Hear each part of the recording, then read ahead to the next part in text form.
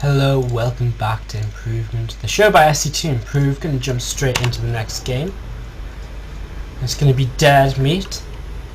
Our player submitting. He's the purple Protoss player in the top right hand corner. I do believe he is in gold/platinum because this was a warm-up game for the SCV Irish Gold Plat tourney he played last week. So he's our purple Protoss in the top right hand corner. Pick this one to go now because quite frankly it's PvZ and we haven't seen much PvZ, so going to have a little bit of a change. In the bottom left hand corner we do have our bright pink, baby pink Zerg Lestote,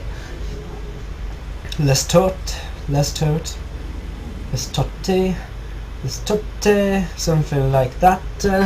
And we'll see what these guys want to do as the game continues. So once again, just a quick little plug, guys, please do follow us on Twitter at SC2_improve, Facebook.com/SC2improve, YouTube.com/SC2improve, and of course please do give my channel a follow on Twitch so you can see when we go live with all of the SC2 Improve content. Also shout out that on Thursday we are running a 2v2 tournament because SC2 Improve is going to be 1 year old. So get involved. If you want to get involved you can just basically PM me, catch me in game. I'll link you to the 2v2 thread. In fact, right now as this game just starts up, we're seeing a Forge Fast expand out of our Protoss player. Pool first out of the Zerg, which is exactly what we would expect at this kind of point. So we're just loading up posts so I can get you the 2v2 link. So it's for £10. That's what you can win. So you know there's absolutely everything to play for. So if you want to sign up for that, please do check out the link. I yeah. So there you go. If you want to sign up for the 2v2 tourney, please do, as we see a Nexus first out of our Protoss player, which is what we like to see, especially when he's scouted. Pool first, not an early pool, absolutely no need not to do that. So Deadmeat going to block the hatch probability, not the most successful of blocks, but it's not the end of the world either. So Probe just going to move up to the third base now, which is what we expect as well.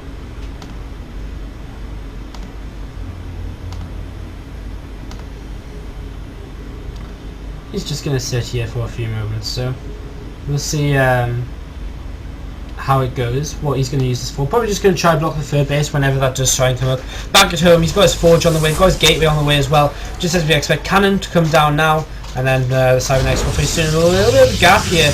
I wonder if he's going to put a Cyber Core here and then fill the gap with his out there. Sees the third base going down, which is nice scouting. He sees it going down 4 minutes, that's fine. And that's pretty much what he wants. So he's going to try and get back home now with his probe. He's going to get chased by Lings, so we'll see if he does get caught up on pretty fast. So we'll see how this goes down for him.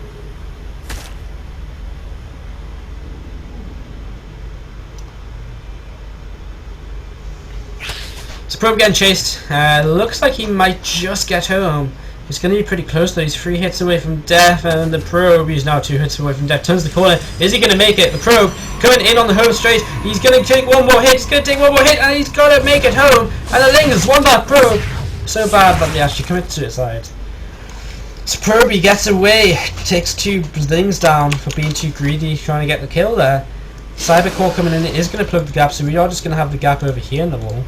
Pylon's a little bit of a funky position. It's a little bit forward. Maybe put it a bit better here, just in case, I don't know. It just feels like a bit of an awkward position to maybe force field in some kind of bane and bust situations, but that's not the biggest of issues, in all honesty, I don't think so. Deadmeat knows 3 bases up, so he can do whatever kind of build he fancies. As he's just going to be able to throw his pylon over to the side, or wherever he wishes. That pylon is going to be used for his kind of tech placement, unless he places it back in his natural over here. So probably going to put his gateways over here. Again, just waiting to see what he wants to go for. Adding his 3rd gas already. Probably going to go up to 4 gas. He's got his +1 on the way. And maybe going to see just the rover facility coming out of Deadmeat in just a moment or so. He's going to come pretty soon because he's now got 200 gas. Just kind of waiting for that, as there's the 4th gas as well. So it's going to be a heavy tech build. Question is, what heavy tech build is it going to be? And the probe's going to make something. It's going to be a Stargate, so Stargate, pretty cool. It was getting a little bit late for rover facility, so maybe should have thought about that a little bit faster, but Stargate does come up here in the corner of the base. And, you know, Lestote doesn't have that much scouting information. He's gone overlord ready to come scout this though. So maybe not the best position for the Stargate. Again, maybe just put it back in your natural over here or so. A little bit harder for the Overlord to scout then, so just a little thought, so just think about that positioning, because it can help you out quite a lot. Free Gateway is going to come follow this up, and we'll see what he wishes to do with the Stargaters. One's out actually over here doing a little bit of harassment. The Stalker going to come in as well. Is he going to really get the Queen? He's going to get the Queen, and that's the the Stalker. Yeah, the Stalker. No, Stalker. No. Oh my god, I really thought he was going to get the Queen. Spine Coil finishes, and that's the end of that harassment. So Deadmeat, just a little bit of confusion as he got surrounded by the drones. Nearly got the Queen, but again, there's nice pressure. It's going to make the Zerg going to easier. Force loss, mining time, and so on. And Deadmeat's now going to use the Stalker to take the tower here and just clear it out. And again, take any map control possible away from the Zerg. Flying past the Overlord with Phoenix. As we actually go up to now 7 gateways and a rover facility. So this could very well be Phoenix into kind of a Mortal Sentry burst onto base. To get a little bit of lag. So we'll see how this is going to go. Ling's just moving up to the top left right now. No speed coming down yet for the Zerg. He's got his gases in for a flow. He's got that layer started up, and he's just starting to get his 4th gases mining at his natural. There's a lot of Lings again just kind of scouting around. Probe plus the proxy pile on the Lings do spot that, so that's going to be able to be picked off. Phoenix going to be able to start taking away them Overlords. As I'm not actually, the Overlords up here, so as I player knows Phoenix on the map, but he's not actually adding any Spore Coils, so definitely a mistake here from the Zerg. Could definitely add on a couple of Spore Coils. The stock getting picked off there. And again, the Robo Facility now getting a Immortal Corona boost out, so I do feel like it's going to be that kind of 7-gate Immortal Sentry burst after the Phoenix opening. Stopping a free Phoenix going to come into the third base. He's going to be able to pick off a Queen here, which is going to be pretty good. So again, these Phoenix doing their job. Maybe could have gone in there a little bit sooner, maybe could have got the Phoenix a little faster, but going to get a lot of the drone kills here, which is always great. What I'd really like to see him do now is hopefully just try and run around the main and natural, see what his opponent's doing, and that looks like what he's going to do. He's going to run in here, he's going to be able to see the Queens, actually a little bit unprotected. Could pick that up if he would like to, and again, more injects he stops right now, the better it is for him. So, again, just like to see him pick that up, and that's exactly what he'll do. So again, stopping these injects is important, because if he's going to go for all in after, the less units his opponent can get out, the better, of course. Of course, Deadmeat just struggling with the most common things that people struggle with when playing Stargate builds, which is that kind of keeping unsupply block, the multitasking, macroing behind all of this, as we do see the first few units for him moving out. And he's missed quite a lot of warping cycles, I feel, probably just because he's having these 7 gates up for a long time, but he's only got 7 sentries or so. So he could have had a lot more of this, and yeah, so again, he just needs to think, like, every time he maybe moves the Phoenix, think, do I need to make a pylon? Little things like that, try and help out. Do I need to make a pylon? Yeah, cool. Do I have to warp in? Oh yeah. Have I just warped in and used up all my supply? Oh yeah, I have. Let's make another pylon. Just little things like that, just try and make reminders for yourself. Be able to help you out when you're just learning the game and so on. Again, that's what's really going to make this push a little bit less powerful. Going to pull the Phoenix back now. He's already lost one of them. Missed out just a little bit. But it's given Lestote a long time to build a fairly huge Roach army. In terms of income, the Pro's 20 workers behind. Again, there should just be a lot more units with this attack right now, and if there was, it'd be a lot scarier. So see what actually goes down, and it looks like these Queens are going to be some Stalkers coming in from behind. It's going to come down to force fields, because there's only actually 2 Immortals, so again, maybe could have got some more Immortals out. Nice force fields there, but losing a couple of sentries. The War Prison's a bit late too. So, Deadmeat coming in here, the first force fields were nice. Are they going to continue to be nice force fields? As the Phoenix is going to come in, they're going to try and just lift as many roaches as possible, negate as much damage as he can. He's going to pick off the third, which is great. Third Immortal going to be here as well. Going to be able to push in and through. And the Zerg in a lot of trouble having to fall back here, as another Queen is going to be picked off. A couple of drones getting picked up as well, picked up by a Phoenix. And Deadmeat just needs to make sure his whole army stays together, leaving a few units behind at the third base. He needs to just fight with his whole army at the same time here. Nice force field, going to pick off a couple of roaches. And again, Deadmeat just doing a lot of damage with this. Again, just needs to think, right, go back home, pylon, warp in. Just, I don't want to patronize, but just them little things. Go back home, make my pylons, warp in, come back. And A lot of spine cores now coming up for Lestote, and Deadmeat should maybe just continue the pressure here. He also sees the spine cores coming up. He should try and keep poking here, I feel. Keep poking, try and pick off his spine cores as they build before they get to that kind of Imber kind of stage. So, Lestote going to deflect these Phoenix for a little while once again. Still no support goes up. Deadmeat finding the jackpot of Overlords at the back here, so going to be able to pick off a few of them. And again, just waiting right now, trying to reinforce with more Immortals. Chrono Boost is a good thing. I mean, imagine Chrono Boosting this, like, you get some more extra weapons in plenty of time. But at the same time, you know, Deadmeat has taken out that third base, so he knows it's not coming back up. He doesn't feel the need to continue pressuring, and he's actually going for Storm here, which is a little bit interesting. I'm not sure about Storm. I mean, Archons would be good. He's taking his third base. So, again, I'm a bit unsure about Storm, but that's okay. I mean, right now he's just in a nice little position. Down supply, but his opponent doesn't have a third, and his third's going up at the same time as the Zerg, so pretty much as expected. Well, not as expected, but as expected from the situation he's in, of course. So it pretty much puts him in a good position, as he's now adding on extra gateways to spend his money, adding on a few cannons to defend his third base. Still fine and dandy. He's actually, Zerg's actually going to take a fourth base up to the top left to try and catch up here, and Deadmeat doesn't quite see that, so Lestote just going to be able to get that fourth base up and running pretty soon, as Deadmeat seems pretty happy to kind of sit back now.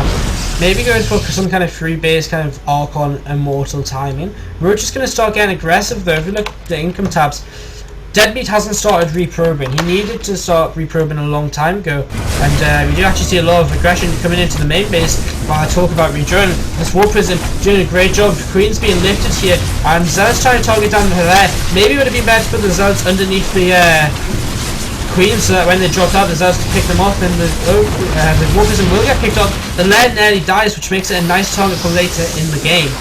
So Deadmeat with some nice harassment there. He's got a lot of gateways up now, so he's going to be able to continue warping a lot of gateway units. Warping 7, 8, 10 Templar. He's going to have a lot of Storms very soon. He's going to have a lot of Archons if that's what he makes it into, and that is what he makes it into. And again, he's going to go for this probably free base kind of timing attack. So he's got a lot of time before hype, because he's just seen Lair.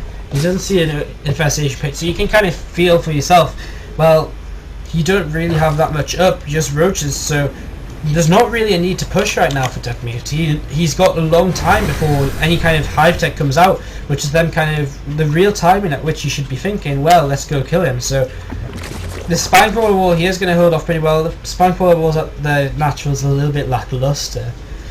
Again, going back to the thing I was saying about probes, Deadmeat's now at 65 probes, but he needed to start probing up a little bit sooner. It would have put him in a little bit of a better position and taking advantage a bit more of having the Protoss down on them two bases.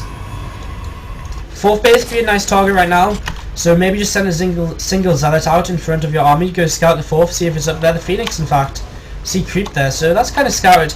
And again, the fourth base is a prime place to attack right now, no Spine Crawler wall, and that's exactly what I saw Deadmeat click over there. So we'll see exactly if he decides to. He's going to come over here, and it looks like he's going to pick off some drones, and well, he's just positioning right now. He is maxed out, and yeah, he is now going to move up to the top, and picking off the fourth base is definitely a correct decision, because there's no Spine Crawler wall there, or at least there's 3 Spine Crawlers, which isn't that many, and that means the fourth base is pretty much an easy target. Now already up the ramp, as long as he hits force fields, there should be no reason these roaches can do too much. And Storm's actually going down the roaches too, very nice Storms at that, doing a lot of AoE damage there, and Deadmeat taking down that fourth base, and he is going to be able to continue pushing once again. Going to be able to pop his Guardian Shield, throw some force fields down, keeping a lot of their roaches trapped in the back, which is great. Really damaging his opponent's army. Going to try to step back, really just needs to just stand still and fight. He's got a big army here. The roaches coming in, a lot more roach reinforcements coming. Deadmeat keeping his money low, which is good. He's going to be able to clean out his army. As expected, Pure Roach doesn't do too great against a Mortal Archon, and Deadmeat should be able to just push through here now that there's no kind of units behind it. And that's exactly what he'll do. So again, Deadmeat just doing the nice decision making here, nice little Storm on there. He's been making the correct decisions all game long, really. Attacking the correct places.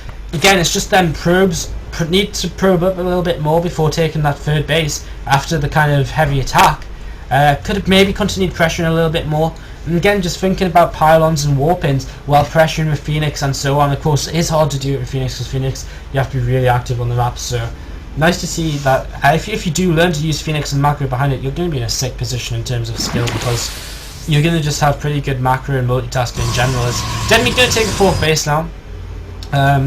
Hopefully he's just going to throw up a load of cannons over here when these pylons finish. That's what we like to see, as he now comes to actually push into the 4th base of his opponent. So going to go straight in here, going to throw down another storm again, and he's just got so many Archons here, no counter at all for Zerkler, no infestors on the map. Half-string clan's only just on the way now. And Deadmeat going to be able to take out the 3rd base once again. With that, he's going to pretty much secure the game. Yeah, blinking forward once more, and yeah, he will take out the 3rd base now.